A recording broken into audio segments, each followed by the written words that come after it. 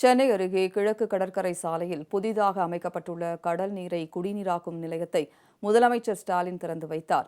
செங்கல்பட்டு மாவட்டம் கிழக்கு கடற்கரை சாலையில் உள்ள நெம்மேலியில் 2465 கோடியில் அமைக்கப்பட்டுள்ள கடல் நீரை குடிநீராக்கும் நிலையத்தை முதலமைச்சர் ஸ்டாலின் இன்று திறந்து வைத்தார். பின்னர் நடைபெற்ற விழாவில் பேசிய அவர், இந்த நிலையத்தின் மூலம் சோழிங்கநல்லூர், வேளச்சேரி, மடிப்பாக்கம், மேடவாக்கம், பல்லாவரம், தாம்பரம் ஆகிய பகுதிகளில் வசிக்கும் 9 லட்சம் மக்கள் பயன்பெறுவார்கள் என்றார். நீரை குடிநீராக்கக்கூடிய நிலையம் இன்னைக்கு நாட்டு மக்களோட பயன்பாட்டுக்காக திறந்து வைக்கப்பட்டிருக்கு. இந்த நிலையத்திலிருந்து பெறப்படுகிற குடிநீர் மூலம் தென்சென்னை பகுதிகளான வேளச்சேரி, மேடவாக்கம், கோவிலம்பாக்கம், நன்மங்கலம், கீழ்கட்டளை, மூவரசன்பேட்டை, சோழிங்கநல்லூர், தாம்பரம் மாநகராட்சிக்குட்பட்ட பல்லாவரம் மற்றும் OMR ரோடில் இருக்கக்கூடிய IT நிறுவன பகுதியில் வசிக்கிற சுமார் 9 லட்சம் மக்கள் பயனடைவாங்க.